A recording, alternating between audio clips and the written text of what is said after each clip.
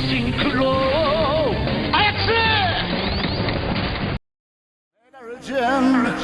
レジェンドマジレンジャー Be Legend 伝説ガシマジレジェンドあれ来る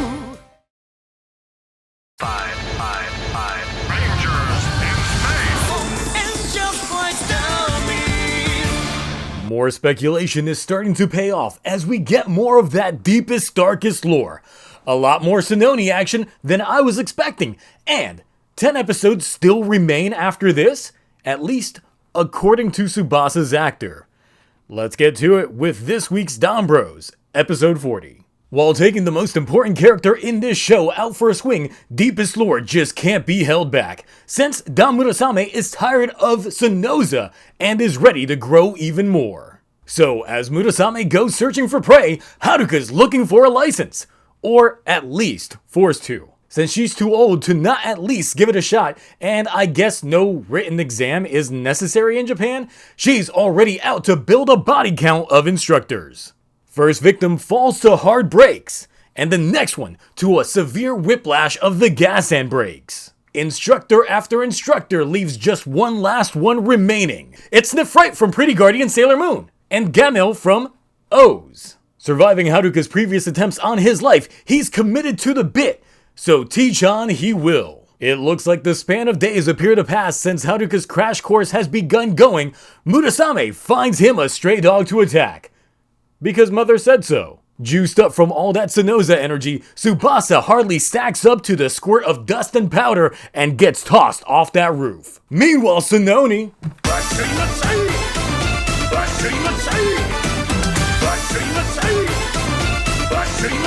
I'm out. Decides that since Tsubasa is already in a losing match, she should just end him right now. But thinking about his previous words regarding Natsumi, she can't bring herself to do it. Tsubasa, out of one wet dream and into a wet reality, realizes deepest lore blurred his vision. But with Senoni there, he believes her to be Natsumi, as unrealistic as that might be. Though having the full capability of jumping straight down after him, Murasame chooses not to skip leg day and takes the stairs. In doing so, taking too long, allowing Senoni and Tsubasa to just get away. Back with Fast and Furious lack of drift, she just can't get the handle of things. Driving the car like me on Friday Night Mario Kart after too many hydrates. She just can't hit those turns unless she's going backwards.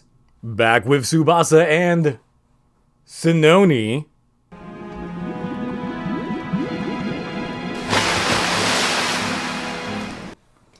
Refill.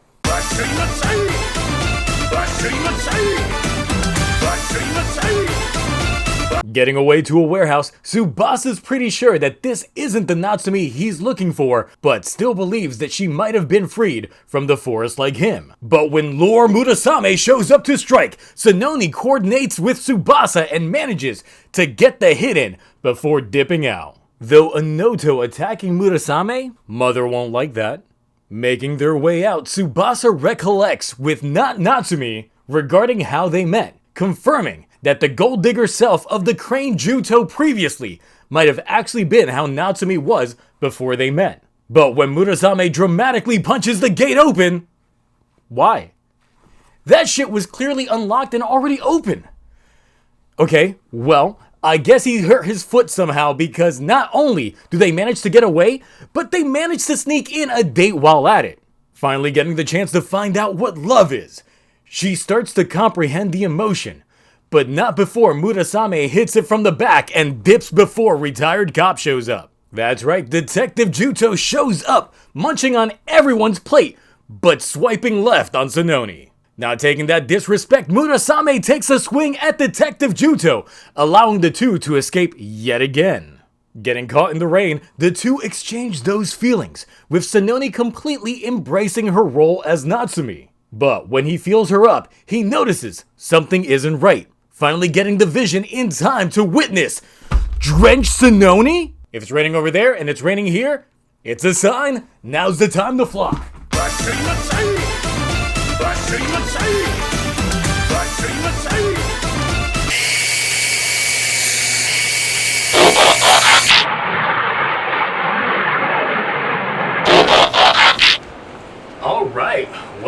Japan.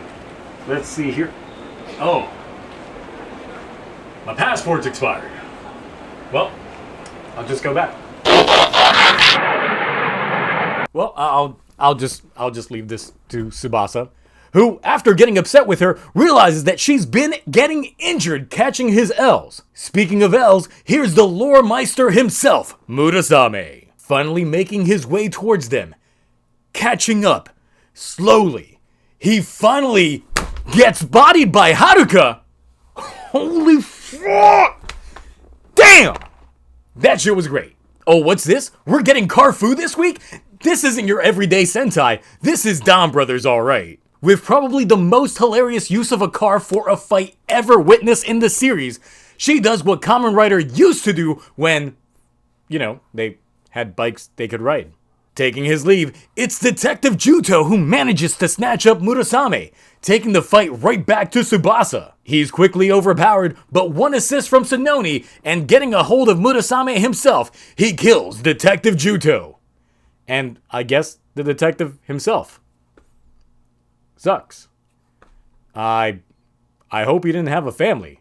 Because back in the battlefield, having no idea what he just witnessed, Haruka's driving instructor becomes the Time Ranger Hitotsuki, summoning the DonBros, which of course beat him small, beat him big. Now back to plot. Murasame, having been saved by Tsubasa, is now in his debt and will serve him against his mother's will. So now that he's got that sword, he can defeat the Jutos. That's right, even Natsumi's Juto, and get her back. Of course, he doesn't know the deets on the full info, but Sononi does. Oh yeah, Tsuyoshi has this crazy phase earlier with Miho Juto, but it's whatever. Haruka's got that license, and with it, a brand new mech. With this week's episode of DonBros, we get the debut of a brand new Sentai mech, Car, and Car Mark II. So with that, let's talk forms. Akiba Ranger has been dethroned. Get some rating time. This episode had a full-on focus on Sononi and Tsubasa's relationship, but gave us one of the most comedic moments in the most serious of events at the same time. Though I enjoyed this episode, all it did was reaffirm some of the theories shared by myself and the community, as well as set the groundwork for Tsubasa's arc. So, because of that, this episode is getting the Ava Ranger A.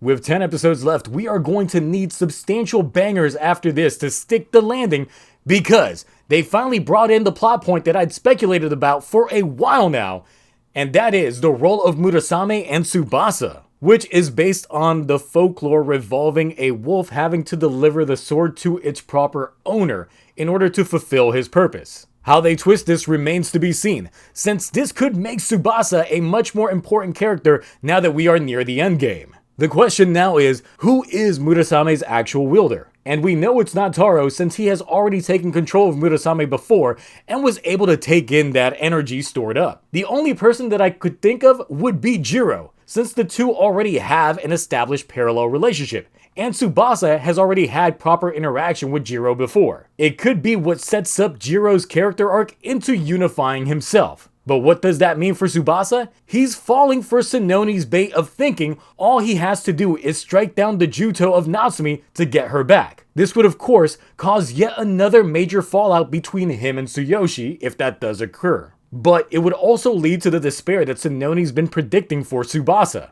She's really becoming a scheming bitch in this story, since now that she's gotten a taste of that real love energy, she's willing to be a rebound chick for when and if Tsubasa turns things negative for himself. It really makes you wonder if they are going to have a happy ending with this show, or a bad ending for these characters. Because right now, I'm kind of leaning towards the latter. I just can't see us having a good ending for Tsuyoshi and or Tsubasa without creating Juto coexistence, which, once again, Ichirou could be the key to that. Because otherwise, would they really make one of the most hilarious Sentais in year end with a fuck you ending? I wouldn't put it past Inoue. So what did you think about this week's Road Warriors Haruka? Sononi scheming just to get that doggy style, Murasame getting comfy with the dog, and RIP Detective Juto. Anyway, that's it for me. Christmas episode next week already. Anyway, see you then. Bye.